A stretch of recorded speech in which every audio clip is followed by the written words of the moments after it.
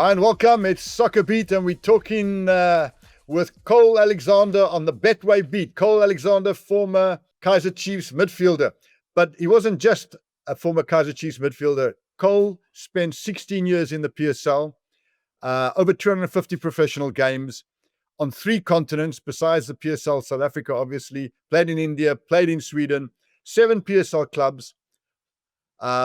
Ajax Cape Town, Vasco, Supersport, Wits, all sadly no longer there. It's like almost a chunk of your career has disappeared. And then obviously Chipper, Polokwane twice, and then Kaizer Chiefs. And for those of the viewers out there, Cole's father-in-law is actually the great Duncan Crowley, who played for Bafana, played for Santos, was a fantastic footballer. I actually played in his testimonial game. So please give him my regards there, Cole. Cole, we're going to go. I want to let the viewers know out there, we're going to talk about your career. Obviously, we're going to also talk about what's going on at Kaizer Chiefs right now. We know you're still a big fan of Chiefs. We'll talk about your time at Chiefs. And there's a question a reader once, many readers have asked me to ask you this question. What's it like being in that Kaizer Chiefs dressing room? What's it like signing for Kaizer Chiefs? And then we'll also talk about your career overseas. And then I'm going to ask you to name your best five-a-side team of players that you played with, that you think would win a five-a-side tournament. And I'm also going to ask you about some of the craziest teammates you played with and why they're the craziest teammates. But let's talk about Kaizer Chiefs right now. And it's an interesting thing. I obviously watch every single game of Chiefs and Pirates and Sundowns and so many PSL games. But the one thing no one's brought up about Kaizer Chiefs, and you played to a certain extent in this man's position. Maart, I think, has been missed by this Kaizer Chiefs team more than people realize. He wasn't an absolute fan favorite, but you only realize what you're missing when it's gone. And there's been no one there to play those longer balls. Everything's been very, very short, and those longer balls to bring Modi in or Lelepo into the spaces, or even someone like Dupree. I think Dupree really missed Mark because he can find those spaces behind the back four. Would you agree with me that Mark played in a similar position as you? Not exactly the same kind of player, but do they miss him? Yeah. Firstly, let me say good afternoon, Peter. Good afternoon to your viewers. Very happy to be on your show. Coming to your question, Mort for me is a phenomenal player. I loved him with even the time I was there, and we played in the same position, competing for the same position. I mean, if I can say something, yes, I agree with what you are saying and his ability.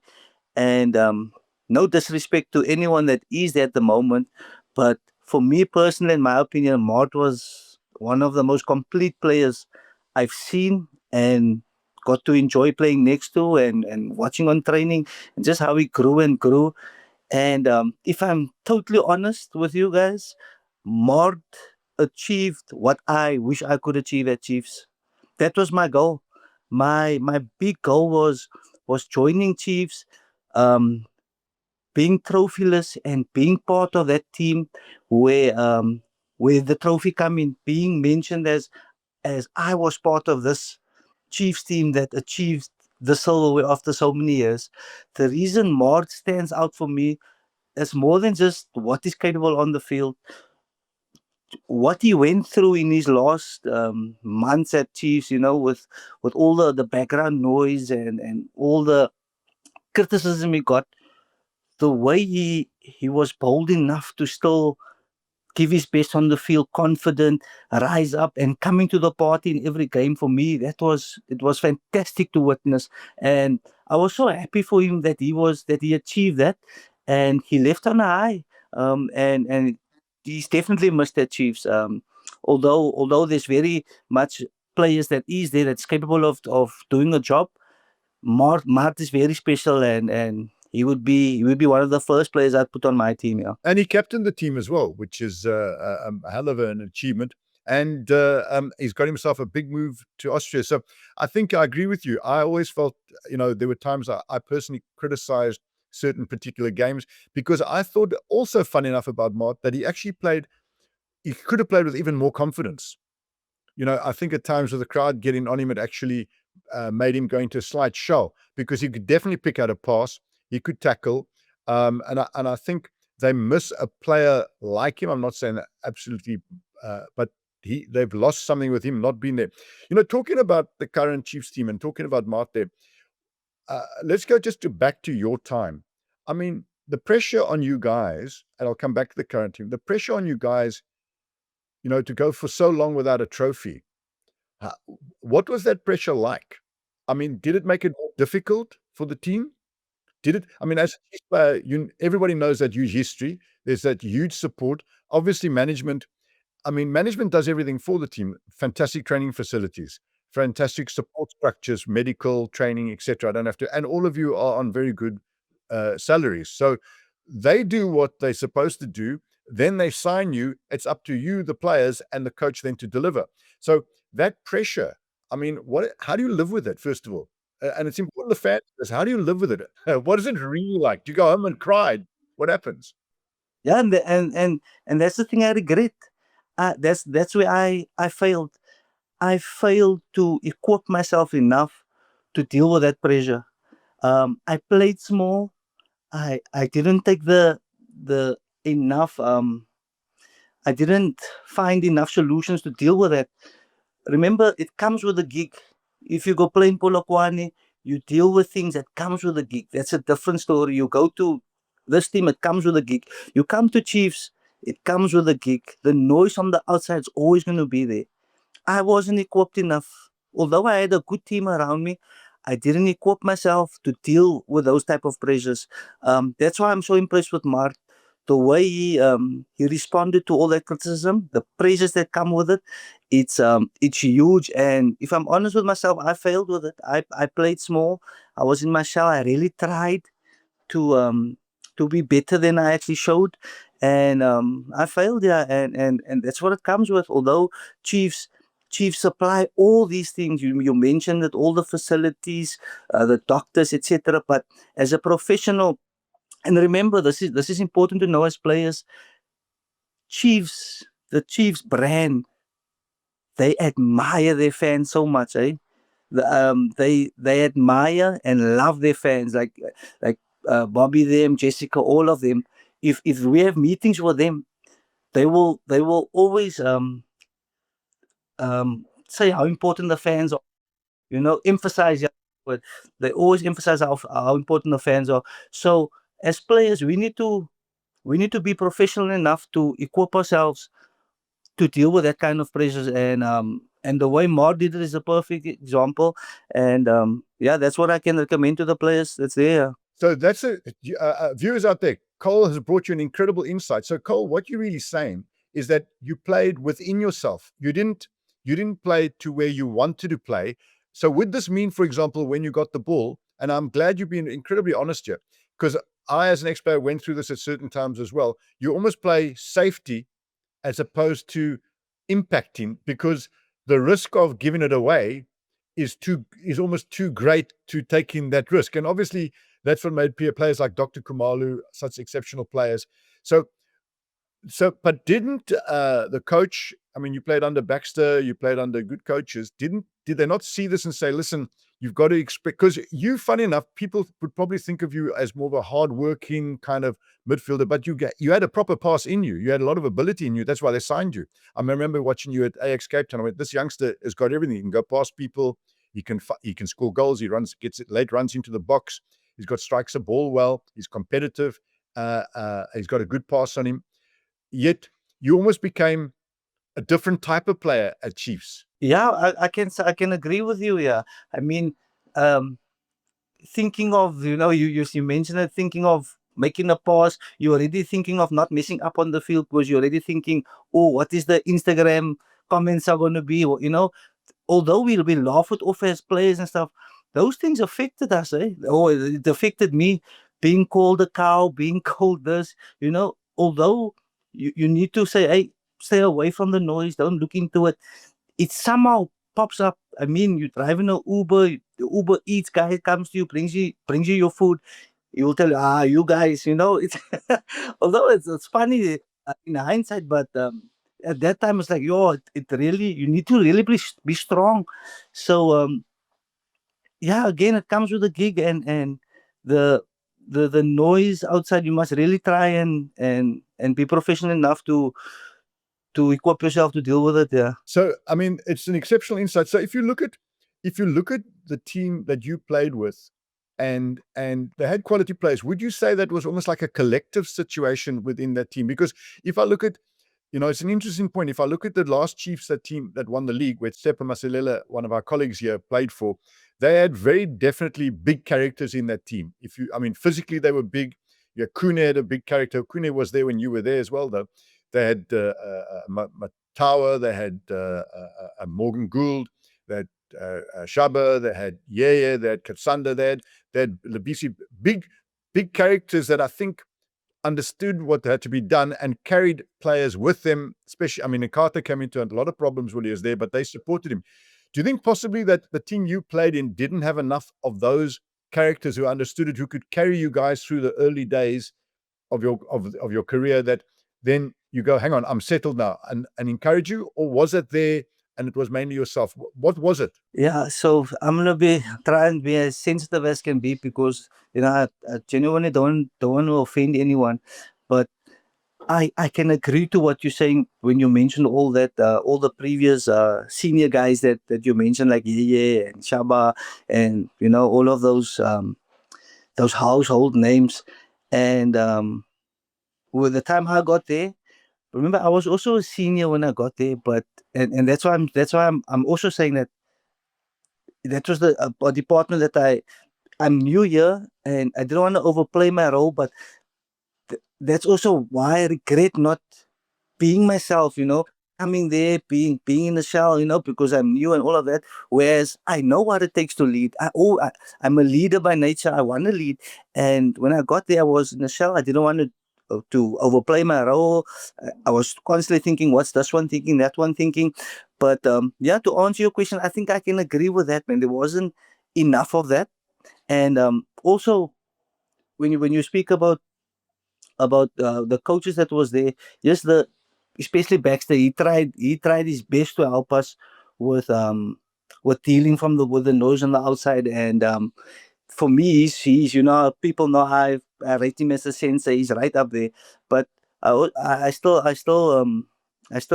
say that we need, as pros, to take extra extra initiative to equip ourselves to deal with those type of things. Yeah. Cole, let's look at, maybe you can play a role in this very show, because I know the Chiefs players watch the show, and the Chief management and so on watch the show. So if you look at this Chiefs side right now, again, the same situation arrives. There's a lot of support from management, et cetera, et cetera. So it's the same kind of support. Yet this team, yes, they won a trophy last year, but it's still underperforming relative to what Chiefs is expecting. They're fifth on the league. They could go to fourth, but there's still another level that Chiefs want to get to. And if I look at the players there, and in particular, I'm talking about the midfielders. You got Chele, you've got Ox, you've got good players, but I seem to think and look at it as if they're almost in the same position as you. And I look at youngsters like Shaba, even if I look at Aleppo and Modi, and then Dupree when he's playing up front, even the Silva who's coming in, because they this huge pressure. What would you do? First of all, do you think they're under? Does it look like when you watch them that could possibly be the situation as well? Because you can't blame a player for that. Look, in my opinion, when Nabi took over, the first few matches, weeks, I started telling my teammates at Polokwane, hey, I'm scared. I'm scared of Chiefs now, because then I saw identity forming. I saw patterns, and I saw, oh, something's happening. I watched Nabi, the way he addressed the media in protecting players like what's it, the youngster's name, Shabalala, the number 10, and it made so much sense to me, because what can happen is the media, or even Chiefs, can make this youngster so big, and two things could happen. It's he does well, he gets big headed, that doesn't help him, or he can't handle that, and and that's what Nabi said, and I thought that was the one thing that stood out for me about Nabi, and I was like, oof, here's another sensei in the making, and I thought Chiefs on the right track. And then now recently, to be fair, I haven't watched enough, but just watching the highlights and the results, it seems to me that they might be a little bit hot and cold, and that can be the reason what we are talking about. And the more I watch football, the more I talk to players, the more I see how important it is the mind, and that is why the thing I'm trying to start part time, mind work, life coaching, the psychological part is one of the most important framework or pillars for aspiring footballers and even current footballers.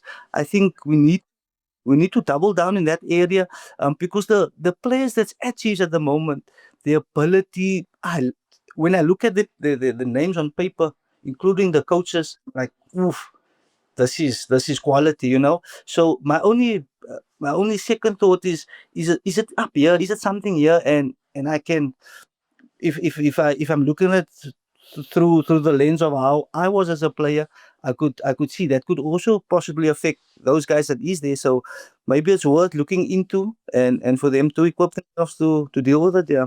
Correct. I think it's very easy to say your message could be to the Chiefs players, play without fear. But that's very easy to say to somebody, and somebody's going to say yes. But when you cross that line, and the first time you touch the ball and you miss something, and they're going to get on your back with a boo, it's hard. Alex Ferguson said he only tried to sign players that he knew could perform in front of 70,000 people, and who get unhappy with him, with the player, that they could survive that. But let's jump. And sorry, and Yeah. that's why I had yeah. I played with at Supersport. And even sitting on the bench, Yaya would make the same mistakes 2 to 3 times, but it never ever stopped him from trying that same thing the fourth time.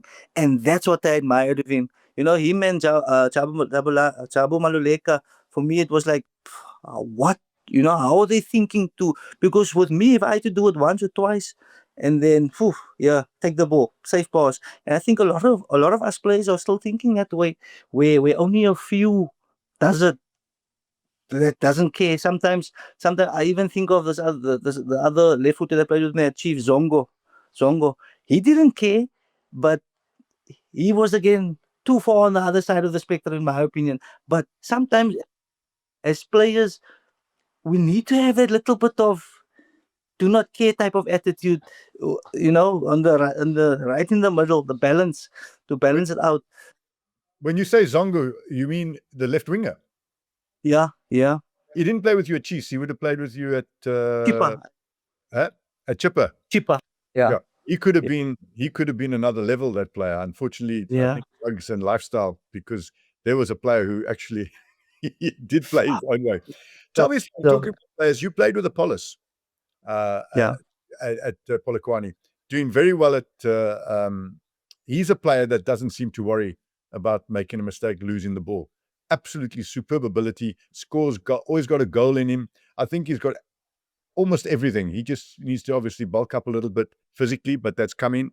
I think he could be a sensation even at the World Cup, and certainly at the AFCONs.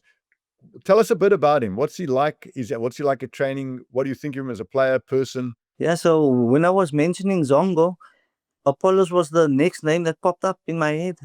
He has that don't care uh, attitude, but the right balance, in my opinion. He has the right balance, and it worked for him at Polokwane. If I'm honest, before playing with him, I used to watch him and think, this boy's good. When I trained with him, I realized this boy is great. The things he did to me, I I I can be 36 years old, but I always want to compete with the youngsters on the field. I want to tackle them and run, beat them and everything. They know me. And coming up against Oswin on training, I thought, let me show you. And he did me dirty a lot of times on training. That's when I realized, here we have a player. That's when I really saw this boy is great. Before we talk about your five-a-side team and some of the craziest teammates, very briefly, India, you must have been on big money there, and yet you still came back to South Africa to play for Kaizer Chiefs. Yeah, it was a big decision, but it was also an easy decision. I mean, when the Chiefs opportunity came up, I was in Asia also at a very good team, and this is also something I want to mention, but maybe later on, about the importance of chairmen, man, of owners of clubs. But I'll give you my reason for that later on. But yeah, when the Chiefs opportunity came up, the first thoughts I had was like, yo, this is a big deal because in my mind and heart, Chiefs Pirates are the biggest teams in Africa. So to play for any of them is a big deal. When I told my father about it, he was like, Chiefs. So the Chiefs offer was my salary. I had a good salary at Chiefs, yes, but it still wasn't as much as what I was getting in India. But the fact that what comes with Chiefs, that's what pulled me. Making my family happy, my community happy. Um, it was a big deal, not just for me to play for Chiefs, and it's a decision I don't regret. I mean, my father got sick. I can pick even today. I pick up the phone to call Chiefs for medical prescriptions or hey, I need a physio, I need X, Y, and Z. It's always available. So and yeah, I'm not things in the boardroom. There's always things happening on the boardroom at the field, and that's normal. I think with most teams, but the other things that comes with Chiefs, and that's why I will forever be a fan of Chiefs and the owners because how they treat me, and that is what I want to get to. I've played in Sweden. I've played in Asia. I've played at Chiefs. There's only a handful of chairmen and clubs that I still support for that reason. And that is what chairmen and bosses must do. They must come underneath a player and serve a player because then you have a fan for life. My family support Chiefs because of how good Chiefs was to me. I'm not just talking about on the field. I support my team in Sweden because how the directors, the chairmen was to me. When the new coach took over, he didn't want me, but I still support that team because how I was treated. And unfortunately, in South Africa, we get bullies. I don't want to mention names. We get bullies, and my message to a lot of players is use that bullies. For they're going to build your character.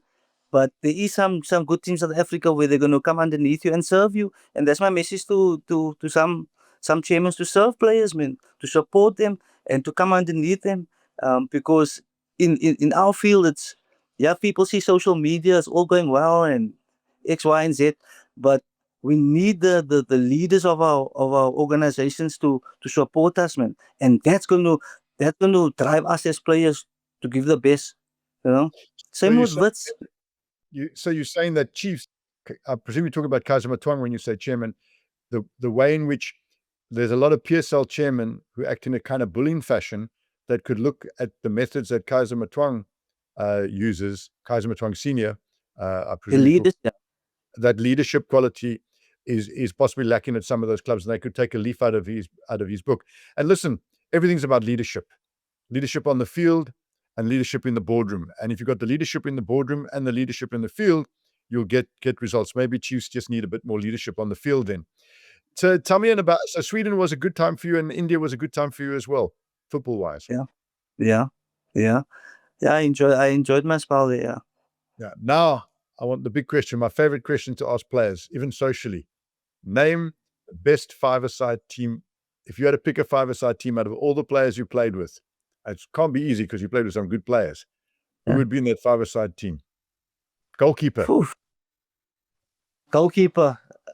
Oh, that's a tough one. Um, but I'd have to say Ronwen Williams in goals. My defender is gonna be the doggy dog Clayton Daniels. Yeah. Clayton, yeah. Oh, my midfield is tough. I'm gonna play with two midfielders. Will be Chabu Maluleka and Tolani Serrero. Underrated player, Jabu Maluleka. Very underrated. He could have played anywhere in the world, in my opinion. Yeah, he was a master class. Yeah. So it would be Chabu Maluleka and Tolani Serrero, another incredible player. And then my striker is going to be Sibusiso Zuma. Ah, fantastic. Where did you play with Zuma? Vasco da Gama. Oh, at Vasco, yeah. Fantastic. Yeah. The interview with Zuma recently got 80,000 views. Still obviously very popular. Right. Now, my even more favorite, because all fans like to know little gossipy stories. Who are the craziest players you played with? All coaches, by the way. Yeah, I played with a few crazy guys, a lot of few crazy guys. But if I'm thinking of a story that's safe to share, I would think of Tolani Herrero, Tolani Herrero, and So give us a Serrero story. I would never thought he'd be a naughty boy. Give us a Serrero story. yeah. So when he started becoming big, he bought him fancy cars, and you could we all felt ourselves because at the time we were coming to the party, so we had a little chip on our shoulders, all of us. So we both had cars. So him and Mamela was driving behind me, and we left the club. So we're driving down the road. So there's a few stop streets. So I'm teasing him. I'm stopping in front of him, and he's behind me. So I'm wasting time, and he tries and overtakes me, and I drive again. So I do that for like 5 minutes, just to tease him a bit. But then he gets out of his car and he grabs a gun, but it was a pellet gun. He grabs a gun and he comes to the window. I'm like, yeah, yeah, yeah, yeah. And there's a traffic cop. There's a cop. Oh, not a traffic cop. There's a cop. This is not made up. You can go. There's a lot of witnesses for this. The cop sees this, and obviously to me, I'm like, yeah, yeah, yeah. Even though he's my friend, and the cop shoots one in the air, and he says, down, down, down, and both of them, him and Vuya, and it's a hot day in Cape Town. Both of them are laying on the ground. So now I'm trying to cool the situation. I'm telling the cop, hey cop, it's a joke. He's my teammate. He said, no, it's not a joke. Cop breaks the gun, seizes a pellet gun, but they were laying on that hot street for maybe 2 hours. So yeah, yeah, it was long, and my explanation to the cop didn't help. They still had to bring in everyone because the cop fired a shot. They had to call Mr. Boyson at the time that was overseeing the Joburg guys. So yeah, it was a funny moment, but a scary moment as well. That's one of the best stories I've ever heard, by the way. A great story. I was going to go, okay, Serrero can't be that fun. He doesn't look like a guy who'd be crazy. Goodness me. What did he say afterwards, by the way? Now we look at in the heat of the moment, it was like, hey, what's happening? And only afterwards you think of taking your phone out and recording, but the situation got so serious that's like, hey, it's hot. They are cuffed behind them. Even Mamela's telling the cop, but I didn't have the gun. Why must I also lay here? So it was, yeah, it was for the whole month or so. It was funny and we laughed it off, but it could have been worse. Cop could have. Right, could have shot him. Could have shot him. Yeah. And shot him into his career. I would have thought there must be a Zongo story, though. There must be a Zongo story somewhere there. Oof. Look, the Zongo's definitely, yeah. I remember playing a preseason friendly, and Zongo was busy sleeping on the on the bench, So he did a lot of that. Look, in football, there's a lot of things that happen that I don't think as PG. So, no. So I can even tell from my day when we get together and we tell the story, we go, my God, can that? Thank God there was no cell phones or anything. But anyway, Cole, I've really enjoyed it. We're going to get you on. I'm going to get you on as a guest on Talking Kaizer Chiefs to review some Chiefs games. I think you had great insights, especially you played recently. You'll be able to understand particular what's happening with some of the midfielders in particular. When they're playing within themselves. So I really look forward to that. Any final words you want to mention to the viewers out there or to football fans? Yeah, I just want to say thanks to the fans. I mean, they make the game for us. Their applause, their support. Although I mentioned earlier, sometimes you must stay away from the noise. The positive support and cheers really inspires us to want to do well. And remember, no player wants to not do well. We all want to do well. And just to have a little bit of understanding towards us as players or towards the players that's playing. And we always want to give our best. And just to everyone listening, all the best to everyone. Yeah. Cole, from my heart, I enjoyed it. And we're going to get you on Talking Kaizer Chiefs.